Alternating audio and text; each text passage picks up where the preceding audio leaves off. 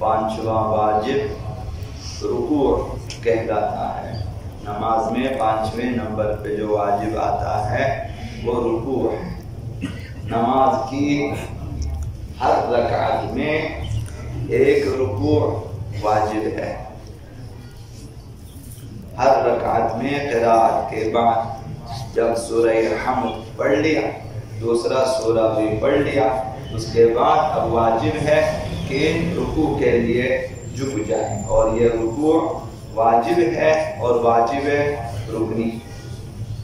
रुकू के लिए इतनी मिक़दार झुकना वाजिब है कि तमाम उंगलियों के सिरे जानों पे रख सके, इतना झुकना वाजिब है। इससे ज्यादा दकीक झुकना वाजिब नहीं है। जब आप झुकें कि आप अपनी उंगलियों को जानों पे रख सके, या मसलन हथेली को जमीन जो है जानों पे रख सके, ये काफी है। इसी मिक़दार झुकने को रुकू कहते हैं और इसी से रुकू अदा हो जाता है। शर्त यह है कि रुकू में झुकना रुकू की ही नीयत से हो कि क़याम की हालत में है और अब इंसान का इरादा ये है कि अब मैंने नमाज का रुकू बजा लाना है, और उसी इरादे से झुकना चाहिए।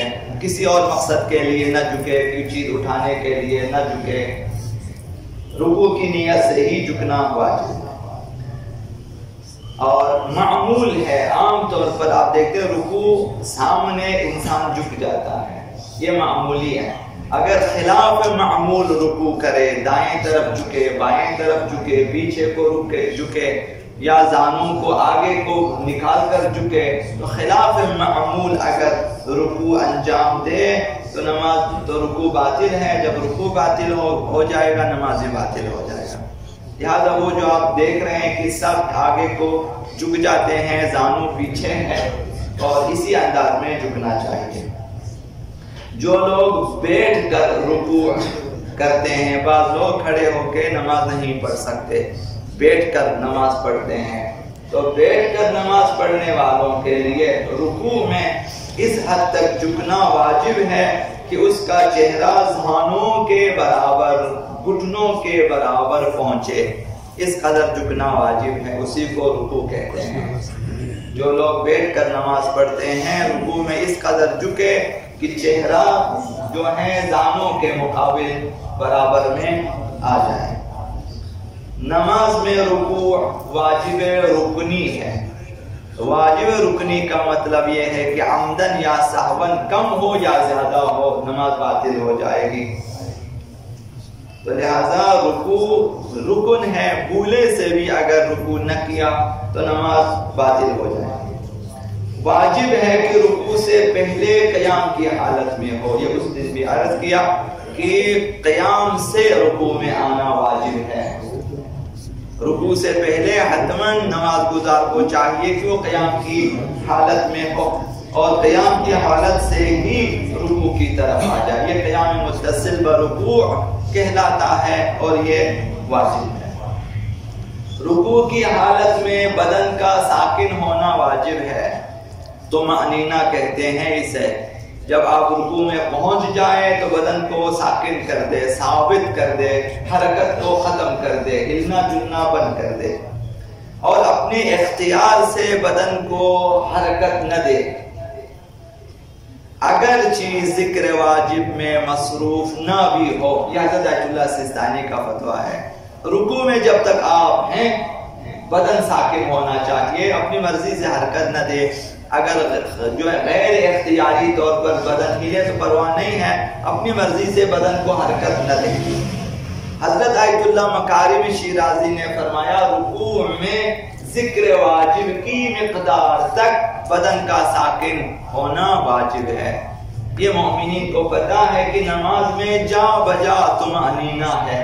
क़याम में बदन का साकिन होना, क़िराअत के दौरान तकबीर के बाद बदन का साकिन होना, रुकू से पहले क़याम में बदन साकिन होना चाहिए, रुकू में इसी तरह सजदे में भी यही सूरत हाल है, तशहुद में भी, सलाम में भी। तो बदन जिक्र वाजिब के वक्त बदन नहीं हिलना चाहिए। तो ये इन नमाज गुजार को चाहिए कि जो है मुज़तरिबाना नमाज अदा न करे, इत्मीनान के साथ कि बदन साकिन होना चाहिए। تو یہ شیطان وسوسہ کریں گے مثلا بچوں کو جوانوں کو کہ مثلا وہ مختلف چیزیں یاد آ جاتی ہیں کہ کبھی دامن دیکھنے کے لیے کبھی دائیں طرف کونے کبھی بائیں طرف کونے تو یہ چیزیں مطلب شیطان کی طرف سے ہیں. کوشش کریں مطمئن رہیں اور نہ ہلے, بدن نہ ہلے, انگلیاں وغیرہ ہاتھ منہ جو ہے ہلے پرواہ نہیں. یہ بدن جو باڈی ہے سینہ جہاں پہ مشتمل ہے بدن نہیں ہلنا چاہیے. اور ذکر رکوع کا ذکر تمام کرنے کے بعد سیدھا کھڑا ہونا واجب ہے. جب رکوع ختم ہو جائے واپس قیام میں آنا واجب ہے, لازم ہے, ضروری ہے. اور اوپر آنے کے بعد بھی بدن کو ایک مرتبہ ساکن کرنا واجب ہے. جب آپ رکوع سے اٹھیں تو ایک دفعہ آپ کو یقین ہونا چاہیے بدن ساکن ہو چکا ہے, پھر آپ سجدے کی طرف جائیں گے. اگر بدن ساکن کرنے سے پہلے جان بوجھ کر اگر آپ سجدے کی طرف جائیں نماز باطل ہو سکتی ہے. لہذا جو لوگ جلدی جلدی میں نماز پڑھتے ہیں انہیں احتیاط کرنی چاہیے کہ جب رکوع میں پہنچے بدن رکے پھر ذکر پڑھے, ذکر ختم ہو جائے بدن سکون کی حالت میں ہو پھر کھڑے ہو جائیں, بدن ساکن ہو جائے, یقین ہو کہ بدن ساکن ہو چکا ہے پھر سجدے کی طرف جائیں. اگر مستحب ذکر پڑھنا ہو وہاں پہ اپنی مرضی ہے, سمع اللہ لمن حمدہ مستحب ہے. اگر پڑھنا ہو وہ بھی سکون بدن کی حالت میں ہونا چاہیے. اگر نہیں پڑھنا ہو آپ قیام میں آج واجب ہے, چاہے کچھ بھی نہ پڑھیں, آپ قیام میں آ جائیں, بدن ساکن کریں, اس کے بعد آپ جائیں سجدے میں. اب مستحب ہے کہ تکبیر بھی پڑھیں سجدے میں جانے کے لیے. تکبیر بھی اگر پڑھنا ہو تو بدن ساکن ہونا چاہیے. تو جو ہمارے مشاہدے میں ہے کہ تکبیر کے ساتھ ہی جھک جاتے ہیں, تکبیر رکوع میں ختم ہو جاتا ہے, اوپر سے اللہ کے ساتھ یہ ٹھیک نہیں ہے. وہاں تکبیر پڑھ کے ختم کر کے جائیں سجدے میں, اللہ اکبر کہیں جب تک بدن ساکن ہو, پھر جائیں سجدے میں. تو یہ ہاتھ کے اشارے کے ساتھ ہی سجدے میں جانا ٹھیک نہیں. اسی طرح رکوع کے لیے جانا, جو لوگ تکبیر پڑھتے ہیں تکبیرات مستحب ہیں. تو لہذا ذکر رکوع کا تمام ہونے کے بعد سیدھا کھڑا ہونا واجب ہے. قیام بعد از رکوع کہلاتا ہے. اور بدن سکون کی حالت میں لانا طمأنینہ واجب ہے.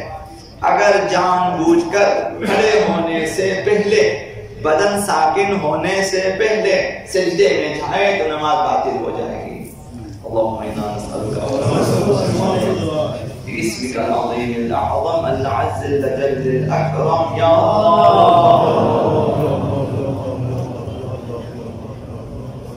یا اللہ یا رحمان یا رحیم یا مقلب القلوب ثبت قلوبنا على دینک.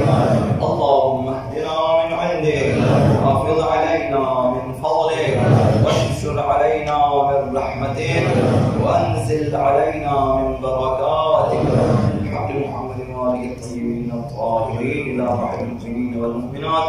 رحم الله من يقرأ الفاتحة مع الصلوات.